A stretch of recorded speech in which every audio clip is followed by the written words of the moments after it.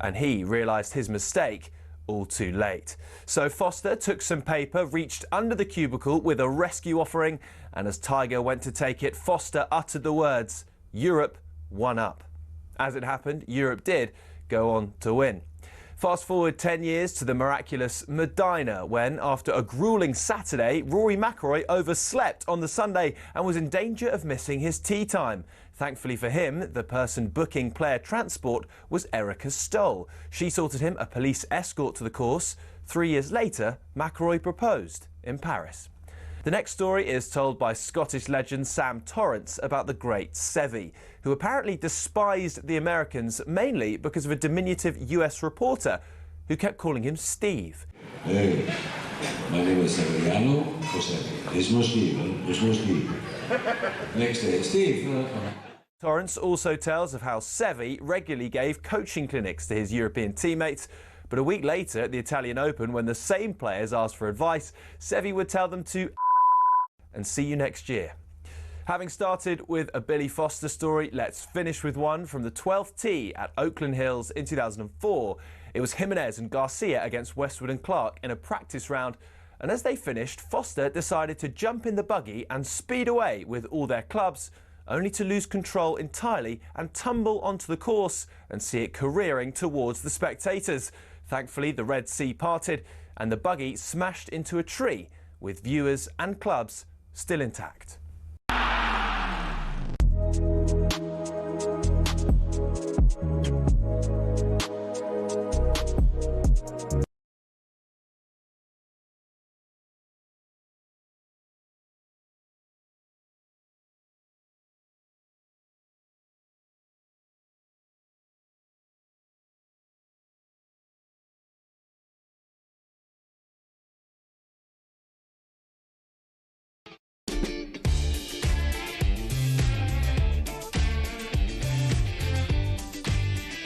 Good morning, Katie Shanahan here on Early Sports Breakfast. Good to have you company this Wednesday morning. I'll be guiding you through until 6 a.m. when Alan Brazil and Ali McCoy will be taking over with talkSPORT Breakfast. We've got a really fun show for you today. Lots coming up, including we're going to be going live to Adelaide in just a moment, as it's just after tea on day one of the third Ashes test. England are hanging on in the series. So we'll be going over to John Norman in a second. And remember, you can get involved in the show as well. We'd love to hear what you're getting up to and where you're listening to us as well. Are you finishing the night shift, perhaps, making a cup of coffee, or listening to us from an exotic destination? Let me know. The number to call is 03717 223344. You can text me 81089. Right, let's get into it.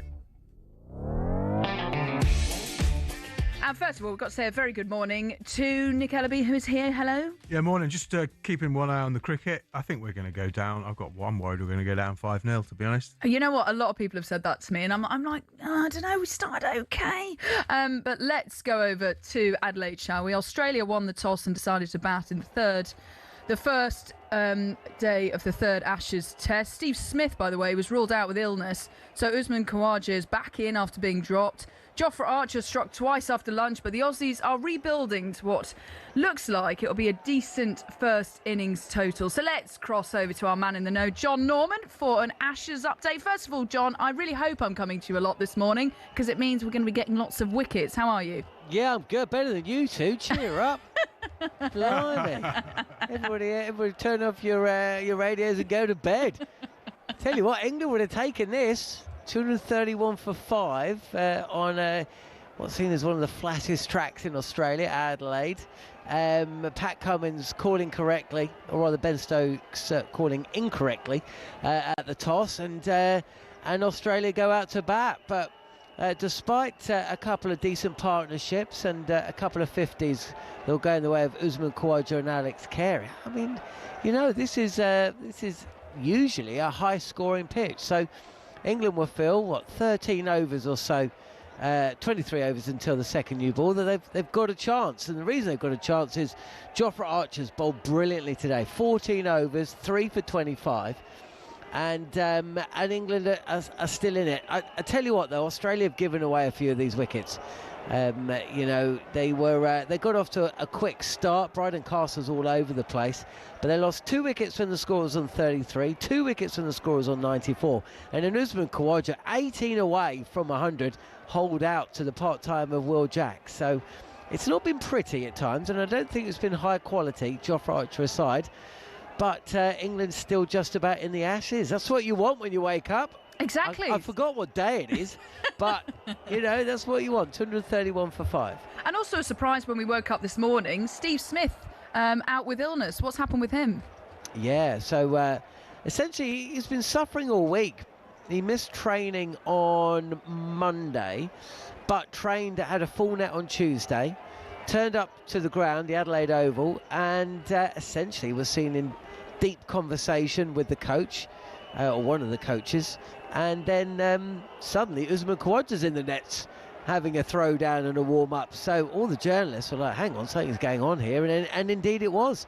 He's been suffering from vertigo and essentially didn't feel up to playing, so off he went, trundled off. He's gone back to the hotel and he hasn't played. Now, of course, that's a huge, huge bonus for England, because Steve Smith is, one of the great batters, not just in world cricket, but in generational cricket. He's in the top 5 batters that have ever played the game. So him not playing today gave a surprise recall to Usman Khawaja. Now, the obituaries had been written for him over the course of last week, because many people felt that with him stepping aside or being forced aside from this match, that's the end of his international career. Not so, because he top scored so far with 82, back in the side, batting at 4 rather than as opener. And so he's given the selectors a little bit of a problem there, because it'd be difficult to drop him now for the 4th test, no matter what happens here at Adelaide. So yeah, it's interesting, right? You never really know what's around the corner.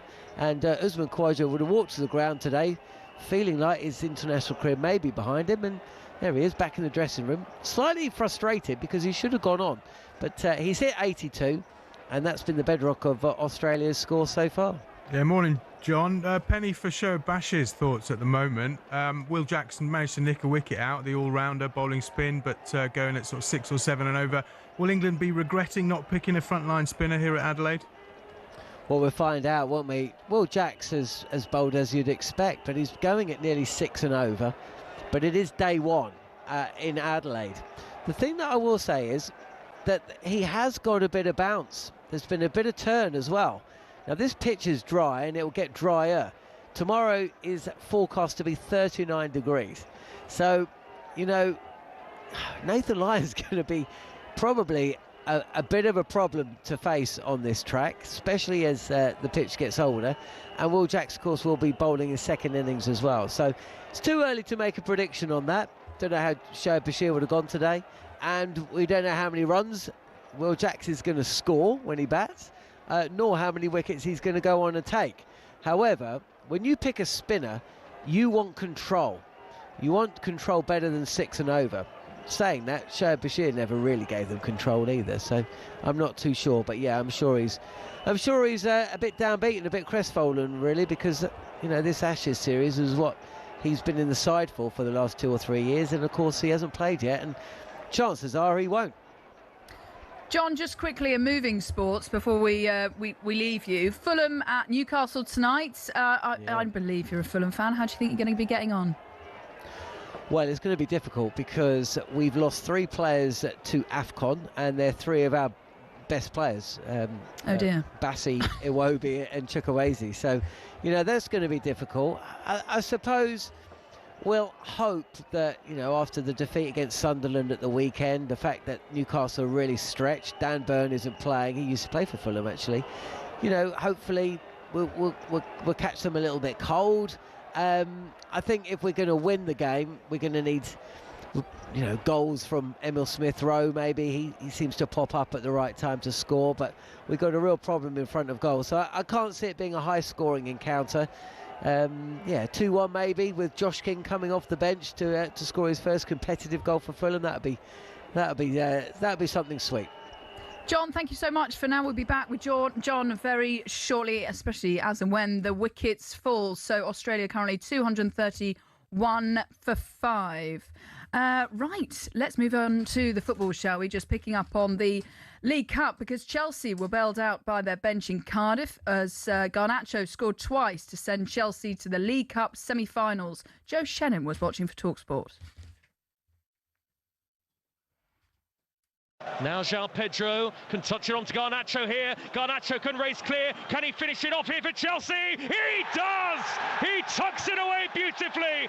Alejandro Garnacho, as Enzo Maresca celebrates. It's 2 for Garnacho, it's 3 for Chelsea, and there's no doubt about it now. The 5 times League Cup winners are into the semi-finals. Cardiff 1, Chelsea 3. How clinical from Garnacho.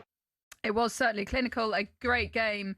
And goals by him. As for Cardiff manager Brian Barry Murphy, he says his club has a lot of talented young players and showed they can give anyone a game at the Cardiff City Stadium. Well, Adrian Durham and Stuart Pearce thought it was a spirited effort.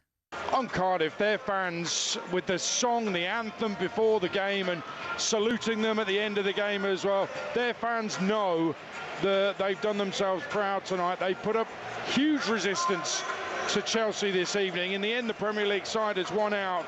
But Stuart Pearce, 3-1 sounds good, but it wasn't that convincing from Chelsea, was it? No, it wasn't on the run of play. Chelsea knew that they had to go to the bench, which they did very early in the game, and bring 2 subs on.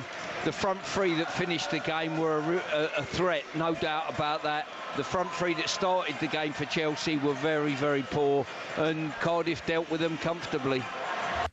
Well, Cardiff City are top of League One, so that'll probably be their focus. But it was a spirited effort, I have to agree with the boys there, against a strong Chelsea side. Even though they did make 11 changes, you know, still coming up against a Premier League side and Garnacho in good form. As for tonight, the Carabao Cup quarter-finals continue. You can listen to Manchester City against Brentford. That's at 7:30 on talkSPORT, with all the build-up before that. And over on talkSPORT 2, our game is Newcastle hosting Fulham, as you just heard there with John Norman. Another Carabao Cup quarter-final to see who will reach the next round. Kick-off for that one is at 8:15.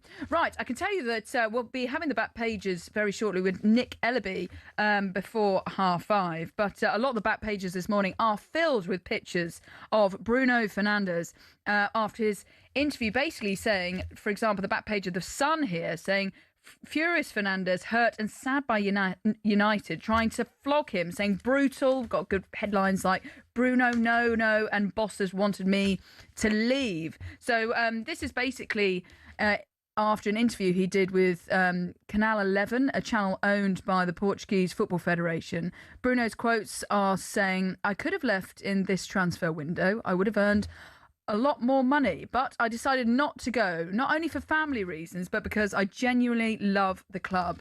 From the club, I felt it was, if you go, it's not so bad for us. It hurts me a bit. More than hurting me, actually makes me sad. I'm a player that no one can criticise. I'm always available. I always give my best. He goes on to say, if I ever go to play in Saudi Arabia, I will. It won't be for the money. I'll go because the lifestyle will will change. My children's lives will be sunny after 6 years of cold and rain in Manchester, because I'll be playing in a league that's growing. Now, obviously, he knows that Cristiano Ronaldo is out there for Al Nassr, obviously good friends from their time with the Portuguese national team, so I'm sure he speaks to him about what it's like over there. But I've spoken to Bruno Fernandes a number of times. Really good bloke, speaks really well, and clearly cares a lot about the club. He's, like he says, he's always available, he's playing well, and he's a brilliant midfielder. So maybe he feels a little bit underappreciated. Okay, right. This morning we are asking you, we're thinking about after the outburst from Mo Salah following that post-match interview and these comments from Bruno Fernandes, what with the January transfer window fast approaching? I know we're thinking, oh no, it's well, it'll be soon upon us after Christmas. We are asking you this morning, what January transfer does your club need? Who is your dream signing for this January transfer window. How much business do you want to be getting done in January? The number to call is 03717 223344, or you can text me 81089 on the text. And we've had a number of texts coming through this morning. A number of people saying, Steve, this is Steve listening from sunny Dubai near the beaches on the Palm. A bit chilly as it's only 24 degrees. I would love some winter sun. Steve, you lucky thing. A good morning to Jill, part of the 5 a.m. club. Our birthday soon. Yes, I hope you got the card. Oh, I haven't, but I'll go and have a look. Also, Merry Christmas. Always enjoy early breakfast with you. Thank you so much, Jill. Right, keep those texts coming in. 81089. Katie Shanahan here with you this Wednesday morning. Coming up, we're going to be looking through those back pages, and we're also going to be checking in with AJ and Jake Paul ahead of Friday's fight. It is 5:15.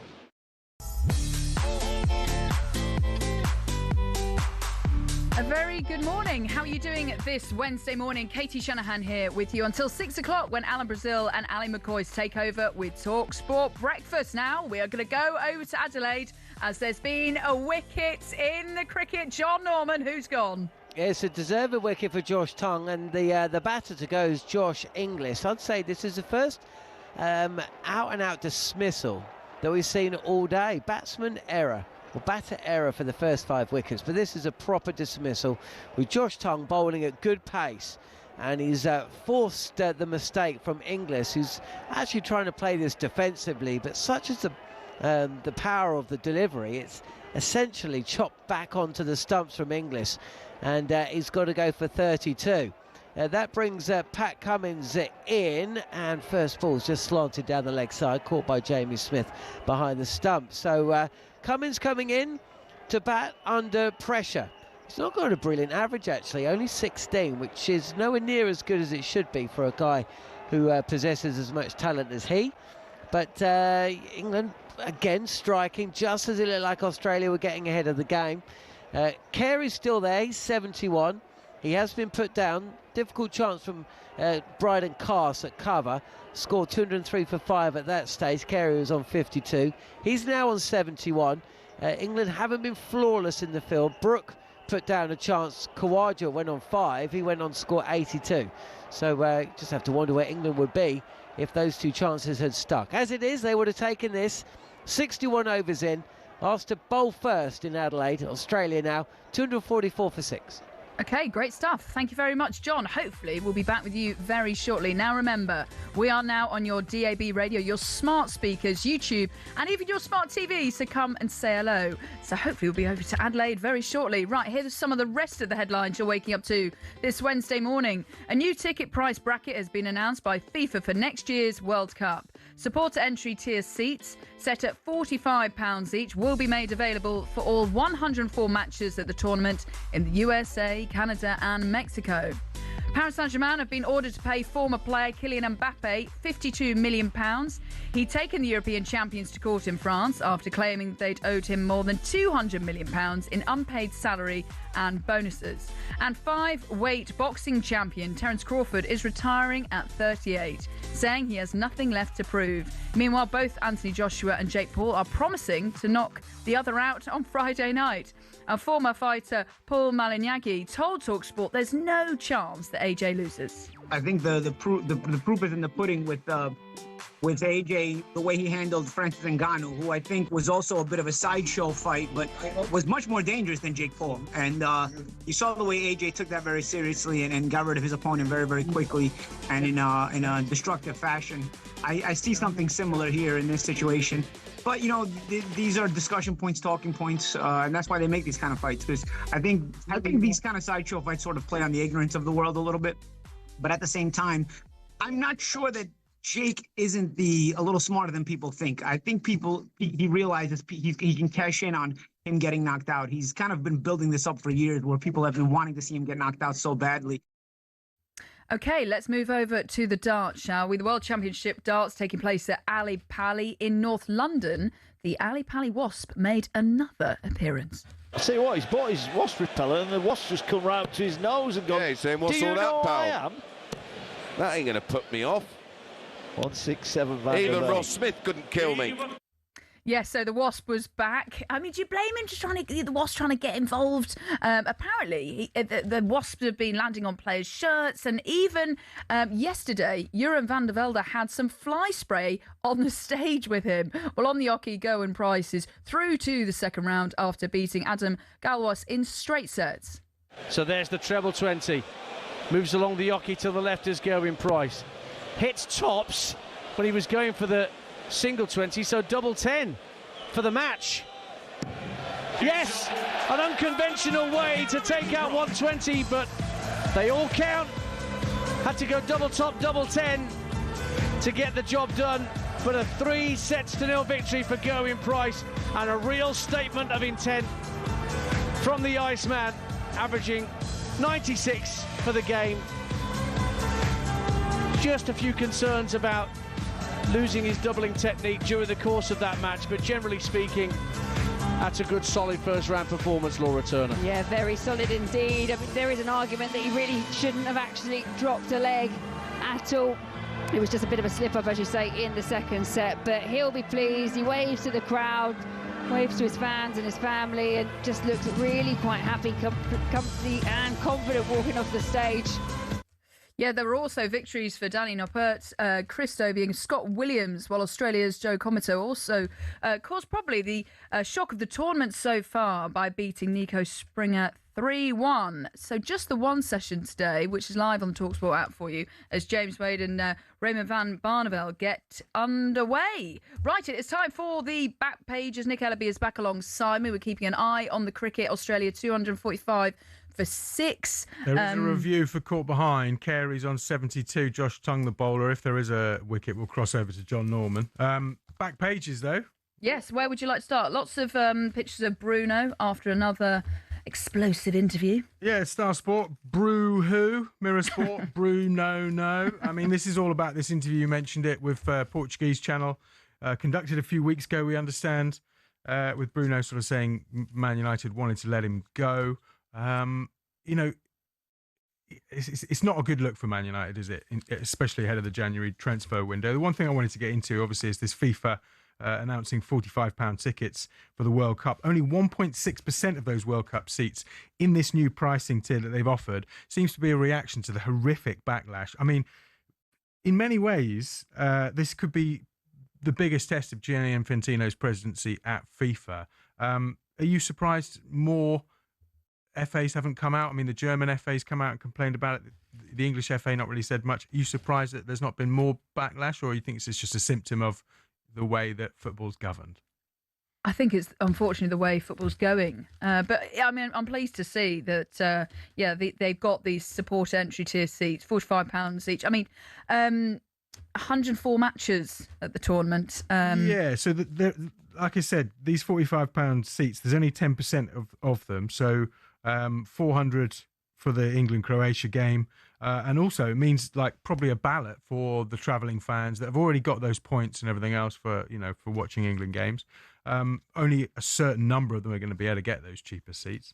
I mean, I just think, obviously, it's a supply and demand issue, but FIFA have to remember they are the custodians of the game, and the game is not just for rich American fans, it's for everyone around the world. I mean, we had this great guy from Football Supporters Europe on White and Jordan yesterday saying someone in Ghana would have to work for 2 years to buy the cheapest ticket for the final. Wow. And that's what we're talking about. I mean, people deserve to be able to chase their dream and watch a World Cup. I mean, I moved to Brazil pretty much just because there was a World Cup on. Oh, wow. And it's, it's like a dream of so many people. And it should be accessible for all, and FIFA should be setting a standard, really. So at least they have reacted and put on some cheaper seats, but let's face it, it's going to be so expensive for fans travelling out for what is meant to be the biggest ever World Cup. There is someone from England Supporters Travel Club on breakfast this morning, so tune in for that. Also, the FIFA bests, do you care about those?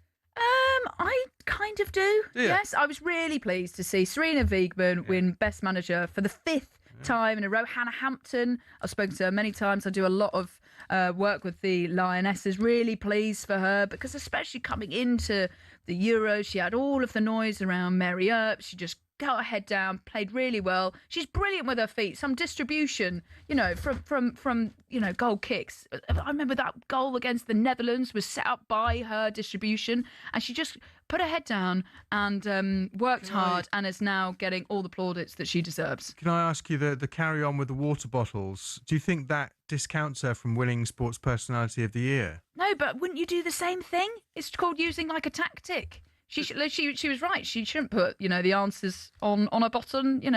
It's all down to small margins, and I probably would have done the same. I agree with you. All's fair in love and war. Yeah. And did you see the Pushkas Award and the Martyr Award? Now, the Martyr Award I wanted to talk about. This is Lisbeth Aval playing for I think it's for Tigres, isn't it, out in Mexico. If you haven't seen this goal, this won the Martyr Award, right? Named after the Brazilian footballer for the best women's goal in 2025. I mean, it is one of the craziest goals I've ever seen. I had to watch it about 5 times just to sort of work out what happened. Aval gets a cross in from Jenny Hermoso, the Spanish player, and she's like on the corner of the 6-yard box, the near edge, and she turns with her back to goal and then does this weird scorpion back heel flick, and the ball then loops into the far. Yeah, it's hard to actually know how to describe that goal. It's kind of a back flick but on the volley. It's a weird little scorpion, yeah. Yeah, Sort of whether she with her meant it back or to not. goal. Do you think she meant it? It looks like, well, if you look at her, it looks like she does. Well, she mastered the celebration like she meant it. I don't know whether she meant it to go in the far top corner, but it's worth looking at. Fair play. You know, probably one of those things that happen in training and then, you know, you get a standing ovation. But then, why not try it again? Rene Higuita, eat your heart out. Yes. Remember the Scorpion in the Colombia versus England? I think it was a friendly at Wembley, wasn't it? But like, this goal is amazing. Yeah. Lisbeth Oval, the martyr goal. Check it out. Okay. Nick, thank you very much for now. Right, talkSPORT Breakfast is coming up at 6 o'clock with Alan Brazil and Ali McCoy very shortly. Katie Shanahan here with you this Wednesday morning. Up next, we're going to be telling you how you can win tickets to the darts and, of course, having some fun with the front pages.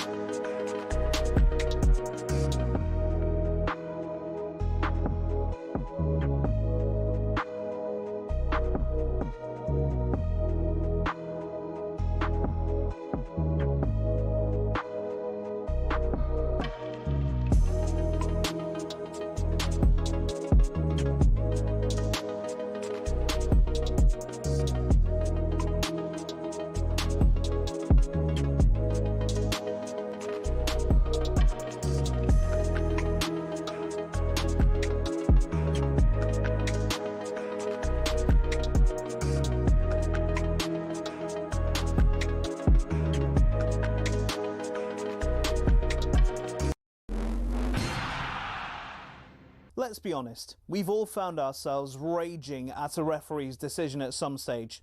Something like this? That is an absolutely shocking decision. They've got a case in that it was a bad decision. It's such a poor decision. Yeah, I think he's just made a bad decision in that instance. But what does it take to get to the very top level of football refereeing?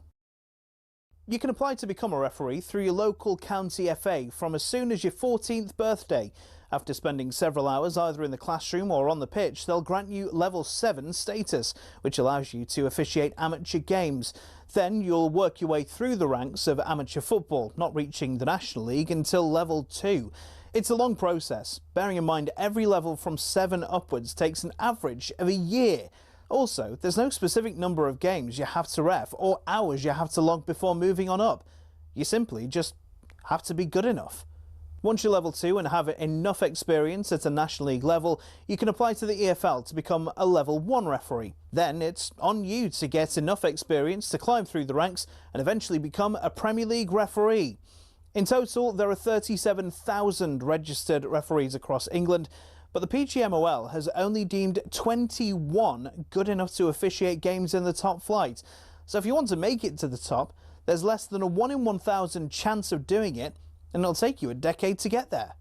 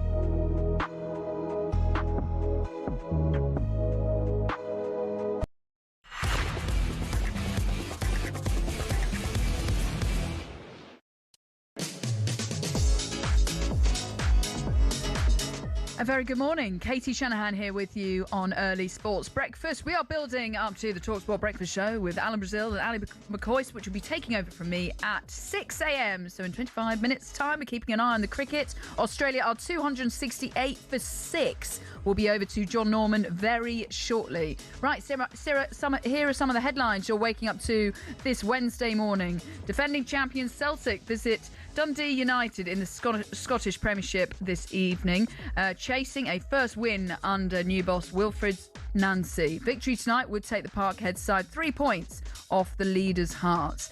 Chelsea will qualify automatically for the Women's Champions League quarter-finals with victory away at Wolfsburg this evening. Holders Arsenal and Manchester United both need wins and other results to go their way if they're to secure a top 4 finish. And Pep Guardiola admits that he will rotate his squad for the League Cup quarter-final at home to Brentford tonight. James Trafford will play, but Pep insists he is taking the competition seriously.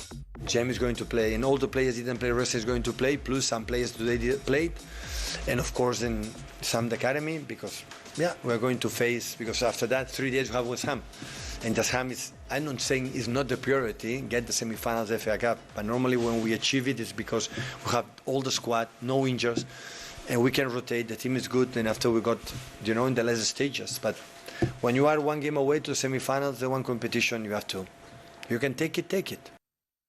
OK, for more on all the day's biggest stories, head over to talksport.com. Right, as promised, let's head over to John Norman for an update on day 1 of the 3rd Ashes Test. Last time we came to you, John, Australia had a wicket fallen. I think the scoreboard's just gone. So how are Australia getting on at the moment? That always happens to me, doesn't it? They always cut to adverts and you're like, just keep it on. The worst is when I'm at the cricket during the summer, and more often than not, the scoreboards now have been replaced by big screens, and they just go to adverts all the time. It's always when you need it most. Anyway, so what is the score and how Australia getting on? 269 for 6 Australia, with Pat Cummins, the new batter. He's 11 not out, and Alex Carey, what a knock! Another really important innings from Australia's wicketkeeper. He's 85, and that's top score actually, going past Usman Khawaja's 82. Usman Khawaja in the side ahead of Steve Smith, who was unwell and so couldn't play. Huge boost for England earlier today, despite the fact that they lost a toss at Adelaide, a ground that you really want to win it. They've just chipped away. Fortunate at times. Of the 6 wickets, 5 of them I'd say batting error, none more so than Marnus Labuschagne and Cameron Green, who were both dismissed within 3 deliveries of the lunch break, or the start of the afternoon session, and both dismissals just clipping to Bryden Castle at mid-wicket. So England have had a slice of luck along the way. They've also dropped a couple of chances. Khawaja was put down on 5 by Brook. That one definitely should have been taken, and Carey also a tougher chance from Castle, who's picked up 2 catches, but Australia have punished England for those mistakes. Will Jacks has been expensive but has picked up 1 wicket, that of Khawaja, who holed out for 82. But this game kind of it's been an odd day, because just when you thought Australia were getting ahead, they've lost a wicket or two. There's been periods where, you know, they've really been milking the singles and scoring has really come freely. But then England have hit back, either through a bit of luck or good bowling. Josh Tongue has bowled well. Geoff Archer has been brilliant. Yeah. But the game's still in the balance. 271 for 6, but I think England would actually be the happier of the two sides. John, what do England's batters need to do differently to go and make a big score on this pitch then? Well, tomorrow, you feel, will be slightly easier to bat on. The bounce will be truer. It will be faster. You'll probably get more value for your runs. But what will be fascinating to me, there's a couple of things that will be fascinating. First off, Nathan Lyon, a proper spinner. England don't have one. So if he can control an end, that means that essentially Cummins will be able to rotate himself, Mitchell Starc, Scott Boland at the other end. So, you know, there'll be problems for England. England's bowlers, Brydon Castle's bowling at the moment, he was all over the place. Very lucky to get a wicket. And Will Jacks has been expensive, and Stokes has been a little bit anonymous. So you'd think that the bowling attack will have more threat to it, but then England do bat very deep, and it's a good track. So, you know, England, I think, dare I say, have to show a little bit of patience, pick off the bad ball, rotate the strike well. I think this is a pitch for Joe Root. This is a pitch for Harry Brook. I think there's runs to be scored here. England should feel confident that they can bat out day two. And dare I say it, get a lead on first innings, put pressure back on Australia. We shall see. John, I love the optimism. That's what we need this morning. I'm also seeing it's very hot out in Australia, over 35 degrees. Well, it's going to be 39 degrees tomorrow. Oh, gosh. So you don't want to be bowling in that. So, you know, England, if they can wrap up this Australia innings today. Oh, is that a catch? Oh, he's been given. Brydon Castle's got a catch. It's Cummins. He's been caught a short leg. And Cummins is walking down the track. Has he reviewed this? Or is he walking off? I'm not too sure. It doesn't look like he's going anywhere. It's been given out on field. We're going to go upstairs to have a look. Has he been given? Either way, the decision has been reviewed. England celebrate. Brydon Castle's looking up. We'll just have to wait and see. 271 for 7 because he has been given out on field. Just going to see a replay. Did he get back on the ball? Ooh, doesn't look like he did actually. So this one might be overturned. Cummins may stay. May well remain 271 for 6. Okay, John, thank you ever so much for now. We'll give that confirmation very shortly, just once we see if he's caught an edge or not. Right, it is competition time. Step up to the Oki and win the ultimate VIP darts experience on talkSPORT.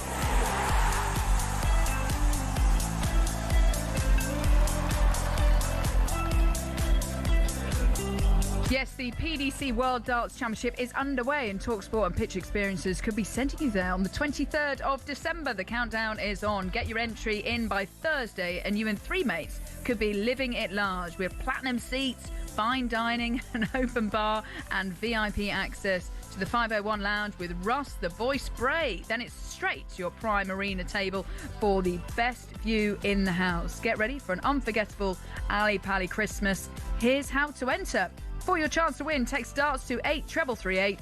Text costs £2 plus your standard network rate, or you can call 0343 4217 508. Lines close at 4 p.m. this Thursday.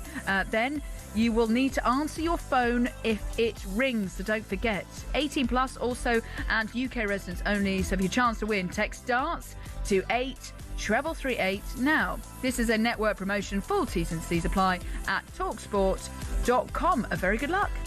Step up to the Oki and win the ultimate VIP darts experience on talkSPORT. Okay, so best of luck, and the PDC World Darts Championship at Ali Pally continues tonight. Every dart of the competition is live on the talkSPORT app. Right, we've been asking you this morning, what is your ideal January transfer? We've had a number of texts on this. A very good morning from Jam from West Midlands. Goes, morning, Katie. I hope all's well. Great show. Thank you very much. And great presenting on other networks as well. Manchester United in January need to sign a midfielder. I'd take Gomez from Wolves, a very Merry Christmas. Yeah, that'd be a good shout, wouldn't it? So what would be your ideal January transfer? You can text me 81089 or you can give me a call 0371 722 3344. But it's time now for this.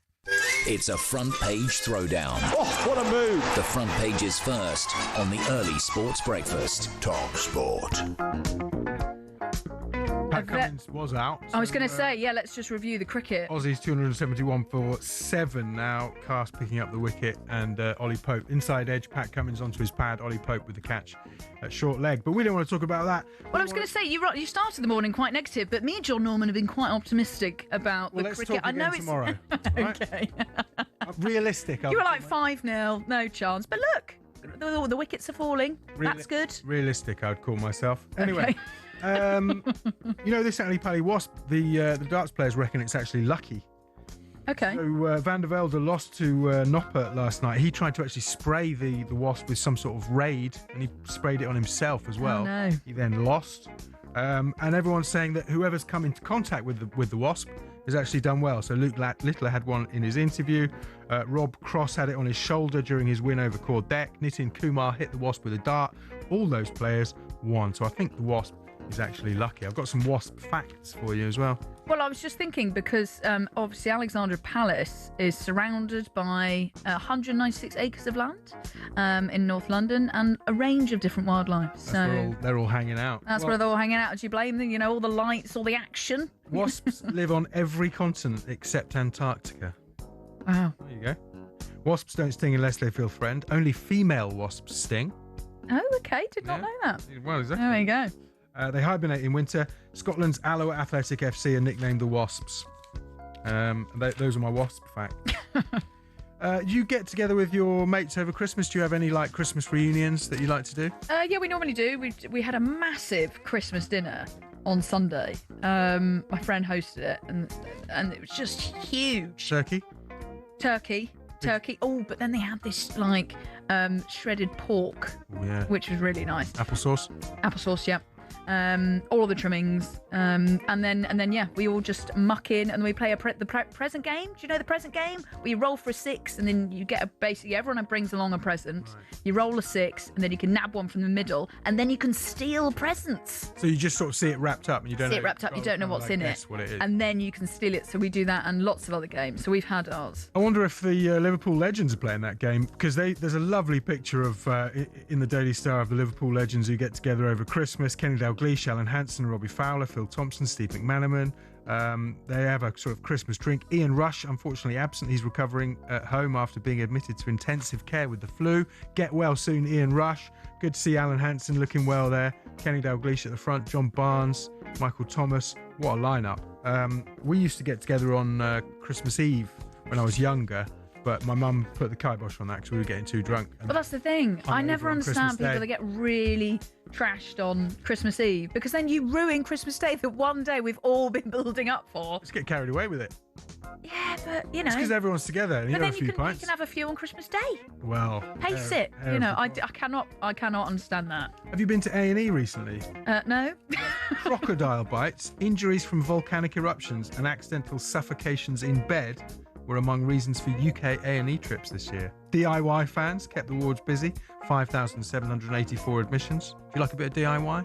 A bit. I'm not very good at it though. No? Mr. All Right Mr. All Right does do that. But I'm awful at setting up IKEA. I'm embarrassingly bad. I just with the instructions I get too bored, and then I just think I know. It's very and then I come and I think I finished it, and I'm ready to say, look, I finished this big cupboard, only to find out all of the drawers are in the wrong way. Well, apparently 11 people this year needed treatment for accidentally suffocating themselves in bed. I'm not quite sure how that's happened. West Yorkshire. Duvets too high? I mean, yeah, Is it maybe. the pillow? Have they got a plastic bag in there somehow? West Yorkshire police say residents have called the 39s for trying to get into a casino, retrieve a parcel, and asking if police could help turn the electricity back on. Do not call 999 for anything other than an absolute emergency. Very quickly, I don't know if we've got time for this, but Ben Stokes, his mullet is it's getting a lot of love. Sparking a bit of revival. Do you like a mullet? Oh, I don't know. Seems like that sounds no. That sounds like a no. Probably a no. Business in the front, party in the back. I've never had a mullet. I've had nearly every hairstyle under the sun. You ever had any weird hairstyles? I had a bowl haircut when I was younger. You got photos? I do. Literally, like someone put a bowl on your head and cut then around cut it around. And yeah. And then I wore boys' clothes and pretty much looked like a boy. We will get that up on the talkSPORT social media as soon as possible. Nick, thank you very much for now. Right, Australia 274 for 7 in the cricket, day 1 of the third Ashes Test. Right, up next, we're going to be looking ahead to tonight's League Cup semi-finals, which is live for you on talkSPORT.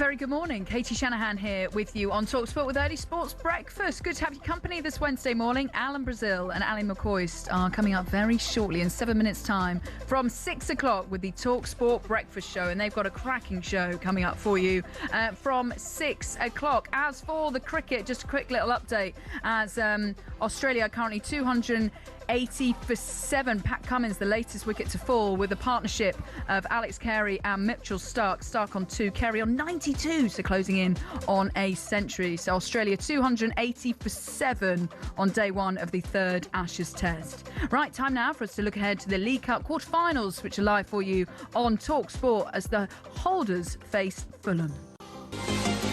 Listen to that roar! It's finished at the Stadium of Light. Sunderland 1, Newcastle 0, and Nick Voltemada own goal on 46 minutes. It was almost like, Sunderland knew it was a derby, and I think Newcastle, they didn't turn up. In a game like that, if you don't perform and you don't get a positive result, criticism is naturally going to follow. It's part of the industry that we're in. Newcastle's one problem this season has probably been the consistency. He's been absolutely superb in terms of what he's done at that football club. I think he deserves a little bit of credit. Chukwueze! They've got a fourth! Burnley 2, Fulham 3, back-to-back away wins for Fulham. Football is about results, we all know, and they speak very loud. We know that if you perform in a normal way, we are going to win more games than to don't win. Yeah, can't wait for this one. As tonight on talkSPORT, we've got the League Cup quarterfinals. Fulham go to St James's Park, and Newcastle are coming in off the back of a poor performance in that derby defeat to Sunderland. Bruno Fernandes described the team as a mess. Here is their manager, Eddie Howe. I don't think we were a mess. I don't think the other parts of his original comments were wrong. But we weren't a mess. We were very well organised. We just didn't deliver the performance that we wanted to. I think Bruno's very emotional, and that's part of his success. That's why he's such an outstanding player for us and leader for us. But as I say, it's making sure our messaging is right to the outside world. The second the statement he put across is 100% right, and that's what we need. The mindset now is that we can't affect the past, we can only affect the future, and we need to do that together. OK, well, Newcastle against Fulham is live for you on talkSPORT 2 tonight, 8:30, 8:15 kickoff for that one. And live on talkSPORT, we've got Man City against Brentford, 7:30 the kickoff for that one this evening. Right, Igor Thiago for the Brazil World Cup squad. Where do you sit on this? Igor Thiago's got 12 in 16 this season. He's Brentford's record signing at £30 million. And there's reported interest from a number of clubs for him in January, and potentially eyeing a gap in Carlo Ancelotti's Brazil squad. Well, Keith Andrews was asked whether Igor Thiago's fine form is down to the motivation of representing Brazil at the World Cup next summer. I'd certainly know it helps around it can't but inspire him. He's an inspiring individual, the way he approaches everything. We love being with him on a day-to-day basis, and I think that carrot at the end of the season is a pretty significant one for him. He's very, very patriotic. He's desperate to play for his national team, and he's doing everything he can to try to make that happen. And we're obviously helping him along that way as well. But yeah, I think it is inspiring him a little bit. OK, here's what's coming up on breakfast this morning. So Rod Stewart previews Celtic against Dundee United. EastEnders actor and Arsenal fan Jake Wood talks the Gunners, AJ and Jake Paul's fight this week. Steve Harmison will review day one of the third Ashes Test. Australia 282 for 7 with Alex Carey on 93 and Mitchell Starc on 3. That partnership there for Australia. Right, you've been listening to Early Sports Breakfast with me, Katie Shanahan, here on talkSPORT. Alan Brazil and Ali McCoist are on the way next with talkSPORT Breakfast. Have a great day.